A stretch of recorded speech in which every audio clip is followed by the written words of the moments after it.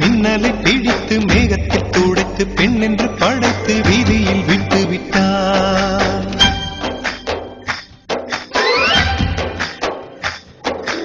இப்படி இன்னொரு பெண்மையை படைக்க தன்னிடம் கற்பனை தீர்ந்ததை எண்ணித்தான் பிரம்மனும் மூச்சையுற்றார்.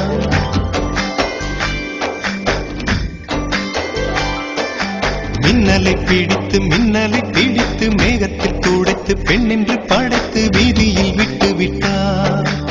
இப்படி இன்னொரு பெண்மையை படைக்க தன்னிடம் கற்பனை தீர்ந்ததை எண்ணித்தான் பிரம்மனும் மூச்சையுற்றார்.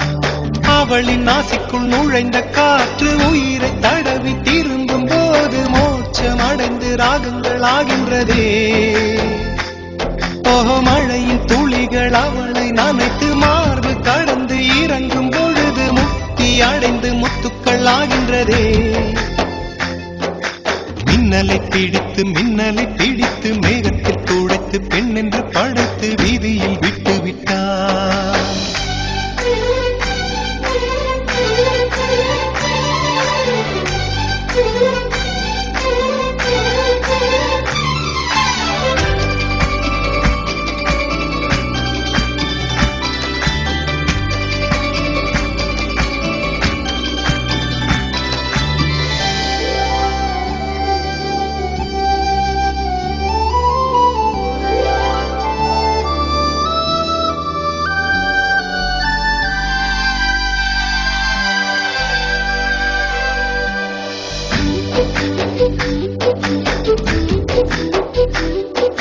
நிலவின் ஒளியை பிடித்து பாலில் நனைத்து கன்னங்கள் செய்து விட்டார்.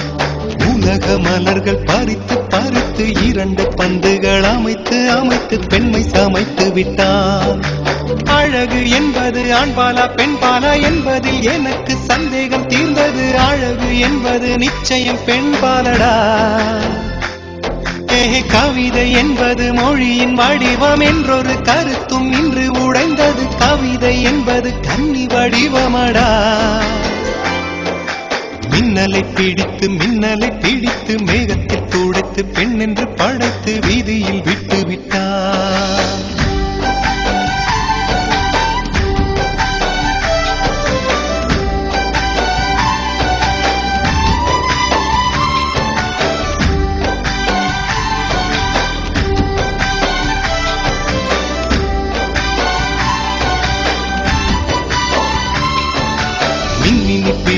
மின்மினி பிடித்து கண்களில் பதித்து கண்மணி கண் பறித்தாள். தங்கத்தை எடுத்து அம்மியில் அரைத்து மஞ்சளாய் நினைத்து கண்ணத்தில் குழைத்து ஜீவனை ஏன் எடுத்தாள்.